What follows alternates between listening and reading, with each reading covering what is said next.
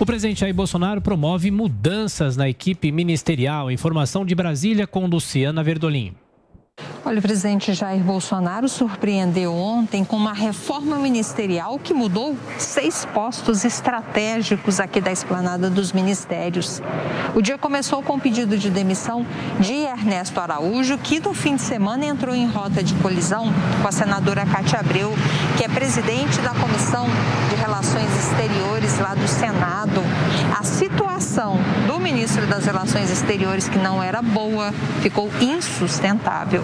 Pressionado pelo Congresso, acabou substituído pelo embaixador Carlos Alberto França, assessor especial aqui do presidente, que comandou também a chefia de cerimonial da presidência da República. Assim como Ernesto Araújo, o novo chanceler não chefiou nenhuma embaixada no exterior, mas ao contrário do outro ministro, ele é considerado um diplomata tradicional, sem ligação com a ala mais ideológica do governo. Ele é considerado discreto e, durante o tempo em que trabalhou aqui no Palácio do Planalto, conquistou a confiança do presidente. No meio do dia ontem, o presidente Jair Bolsonaro chamou o ministro da Defesa, Fernando Azevedo, para uma conversa aqui no Palácio do Planalto. O encontro não durou nem 5 minutos. O ministro foi apenas informado que o presidente precisava do cargo. Foi isso que ele fez. E, em nota, afirmou que dedicou total lealdade ao longo desses mais de 2 anos à frente da defesa e que, nesse período, preservou as Forças Armadas como instituições de Estado.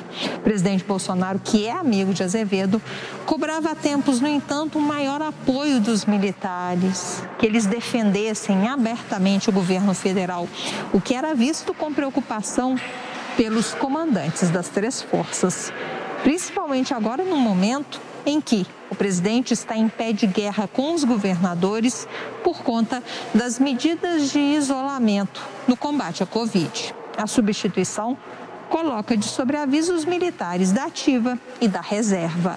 O general Braga Neto, que vai substituir Fernando Azevedo lá na defesa, deverá se encontrar com os comandantes militares para discutir o assunto. O general chegou ao governo no ano passado, quando assumiu a Casa Civil, isso em fevereiro.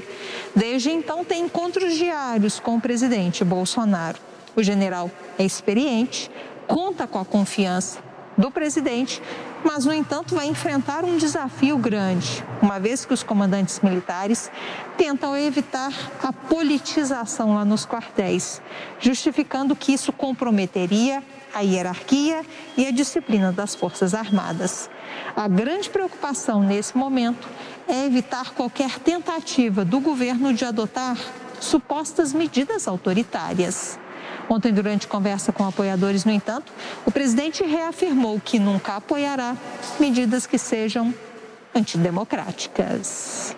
Sempre digo para todo mundo aqui, a minha linha de ação são as 4 linhas da Constituição brasileira. Amém. Tudo que me acusaram, nada daquilo eu ousei pensar em botar em prática. E sempre disse para todo mundo, mais importante que a tua vida é a tua liberdade. Para o lugar de Braga Neto lá na Casa Civil, o presidente indicou o ministro da Secretaria de Governo, também general Luiz Eduardo Ramos, que era responsável pela articulação política com o Congresso Nacional. Ele será substituído pela deputada Flávia Arruda, do PL aqui do Distrito Federal, que foi presidente da Comissão de Orçamento da Câmara. Com isso, o Centrão oficialmente garantiu um cargo no governo. Flávia Arruda está no primeiro mandato e é ligada ao presidente da Câmara, o deputado Arthur Lira. O presidente Bolsonaro aproveitou ainda para fazer mudanças na AGU e no Ministério da Justiça. Bolsonaro demitiu o advogado-geral da União, José Levi, que se recusou a assinar recentemente uma ação direta de inconstitucionalidade contra governadores de 3 estados.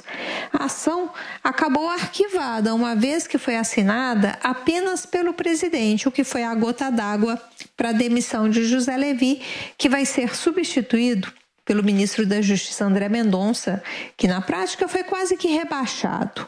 Ele volta para a AGU com a promessa de que será indicado ao Supremo Tribunal Federal. Ele é um ministro tremendamente evangélico que Bolsonaro pretende indicar para o lugar de Marco Aurélio, que se aposenta em julho. Com o troca-troca das cadeiras, quem ficou com a justiça foi o delegado da Polícia Federal, Anderson Torres, que é secretário de Segurança Pública aqui do Distrito Federal e seria amigo dos filhos do presidente Bolsonaro. Ele era cotado para assumir o Ministério da Segurança Pública ainda lá na época do ex-ministro Sérgio Moro, quando havia uma pressão para que o ministério fosse desmembrado entre Justiça e Segurança Pública. Na época, Anderson Torres não poupou críticas a Sérgio Moro.